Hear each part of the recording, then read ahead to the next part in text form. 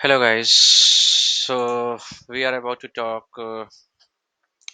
for Amazon SQS. That is just for sharing different message across different application in the distributed applications. So at present, let's see how many queues I have. Okay. So at present there are queues like there are two queues. Some queues are having some messages. So we are gonna create these queues from scratch using the AWS Lambda function. So as we know, a Lambda is used for serverless computing. So using the Lambda and in the Lambda we will use Python code and you will be using the library Boto3 and all. So I'll be creating a function here. Okay, let's call this function name as my Lambda for SQS. Okay, I'll be using here Python as 3.8. Okay, we'll leave the default setting as it is and we'll create this function. Okay, it's taking some time. As soon as it will create this, then we'll see.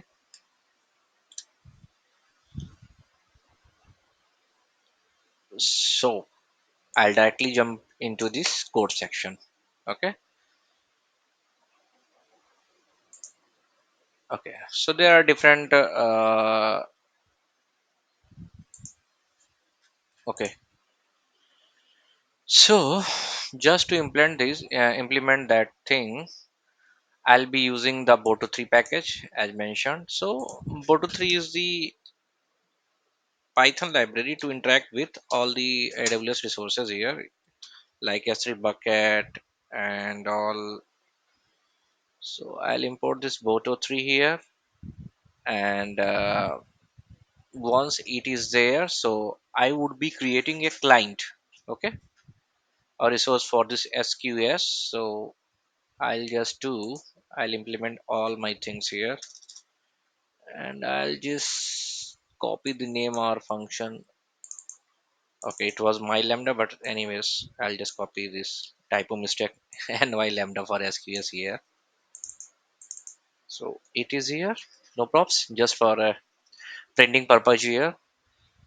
So I'll just remove all this. Okay, so first of all, we will just set up our SQS services here. So I'll do here SQ. I'll just create a SQS client here. So using the Boto3, and in the Boto3 we have a resource method there. So Boto3 dot resource, and using that I am looking for resource SQS. In case you are looking for resource simple storage service like S3 bucket, you can type S3 here. Okay, but that's fine. And I'll be just mentioning that reason here, that is US East 1 in the second parameter. So it would be US East 1. Okay, so we have this client resource available here. Now we can create the queue here using this resource. So I'll be creating a SQS queue. So I'll name as a SQS queue, and this would be like SQS dot. I'll be creating queue. Okay. One more thing. Uh,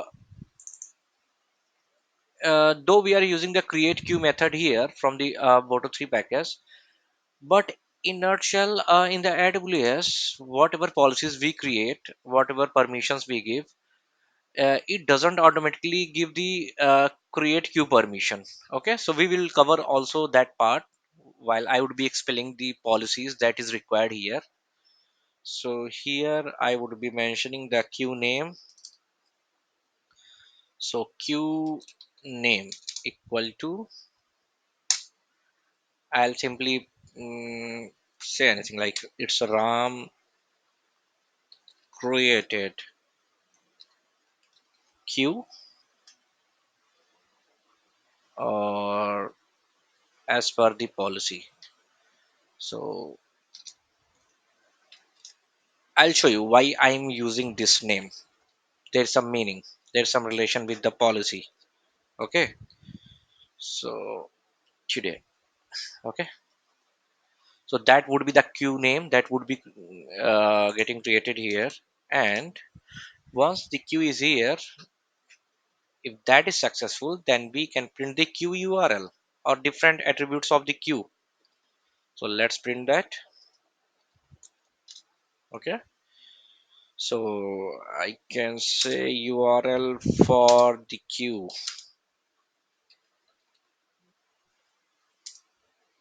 is, okay, anything. So the attribute that we can use is methods queue dot URL. Okay, so far so good. So yeah, let's run this. So first of all, we need to deploy this. I'm gonna deploy this one and just testing this. I'll just set some event as a test, save, and let's test this. Okay, it's getting failed.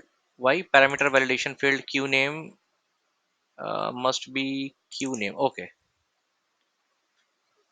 queue name. Okay, attribute tags, error type parameter validation, queue name. Okay, what is any typo here? Okay, this wasn't little. I'll deploy this one. Let's test this. Okay, so it's saying access denied. Create queue operation. User lambda for SQS role is not authorized. Okay, we will figure out what is the issue here. So RAM 23 August Q today because no based policies, no ID based policies. Okay, let's check our policies now. Okay, what are the policies here? Because we are getting the access denied error. So we will fix that, no problem. So one more thing. Okay, just a minute. So if I go to this in the configuration, let me check what role this is using. So for this lambda, mm, permissions. Where is role? Where is role? Role. Okay, okay. This is my function lambda for SQS. Okay, okay,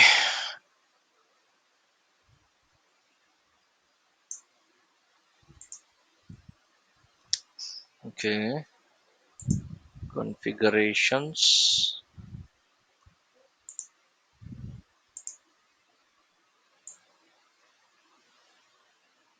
Okay, let's check into the IAM. Let's see what roles I have here. So yeah, this is a default role that we have got here. So what I'm gonna do there here, I'm just going to add some policies here. So attach policies. So I'll give full access to SQS. Okay. Okay. So this is a custom policy that I had created for this purpose. Here we can say I'm just giving the create queue permission here. Okay. So that has to be given explicitly. Okay. And so all the operation are allowed along with this create queue. And yeah, so here is the queue name. Actually, I'm giving such policy and permission for any queue that is having prefix like this. Okay, so I'm just gonna add this. Okay, Let's add this, add permissions. It should be added now. It has been added. Now let's test our lambda again. Okay, okay, let's test this.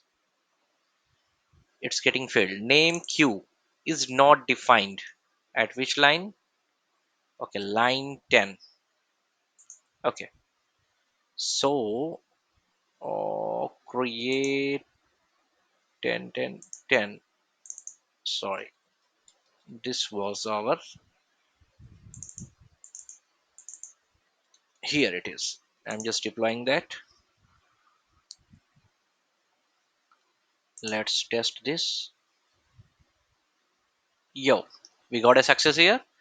We can see now. Let's see whether our queue was created or not. So what I'll do for that, I'll just search for this queue and we'll see. If you remember earlier, we are having only two queues. Now one more queue should be added here. Yes. So this queue, 23 August queue today, that has been created. Why? Because in our lambda function we have mentioned the queue name here. So here, like if I'm gonna add today underscore one, if gonna deploy that, and if I test the same, so it is again succeed. Now under the queue, if I just refresh this, so one more queue would be added here. Okay. Why, just a minute, it was underscore or simply underscore? Yes. Why the name is not completely okay? Let me expand it from here. Like this is the, oh my goodness, why this is not visible here? No problem. I'll just something, some, okay, deploy and test. So if I'm gonna refresh this, so one more queue has been added. Okay, so at present there is no message available. Now let's add some messages here. Okay, so it's simple here. Like we have the queue, we have the URL for that, so we can just use that URL and create some message body, random message body, and using the send message method, we can just add messages in that queue. So for the same, I'll just what I'll do, I'll just use this queue here, and in this queue, okay, so I'll be adding messages. This is message. Okay, okay, so the first parameter would be q q url or what. Let me just check that message. This parameter send message in boto 3. Let me check all the parameters. Okay, okay, request syntax,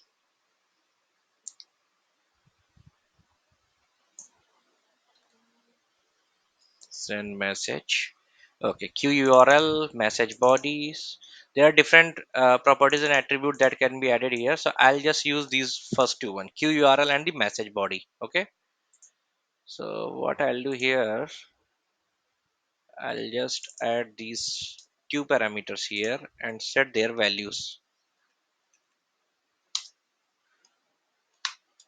Okay. So URL would be this value, myq.url. Like we can add this value in some parameter here and can use recursively as and when required. So QURL equal to this. It should be in small as a best practice. So it's a QURL here. Okay. So we can just print this QURL here.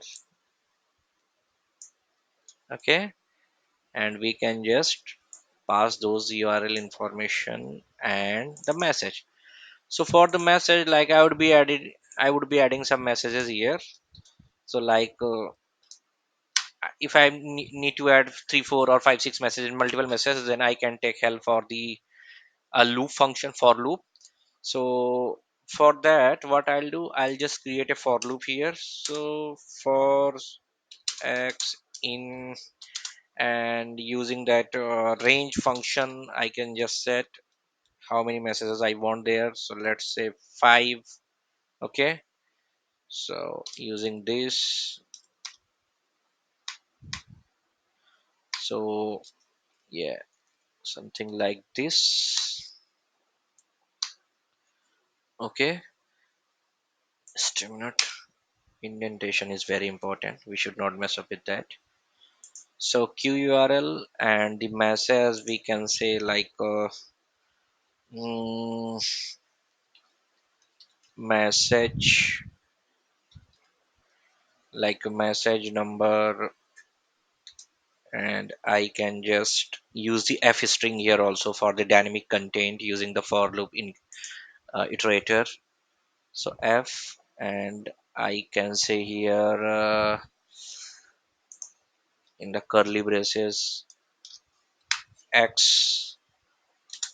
Okay, and we can just, this is being, this is message 1 2 3 4 like this to q, and we are adding from Python Boto 3. Okay, Python Boto 3 in lambda function. Okay, so let's see. So it's there. Okay, so I'm gonna deploy that. So it has been deployed. Let me test the same. Yep.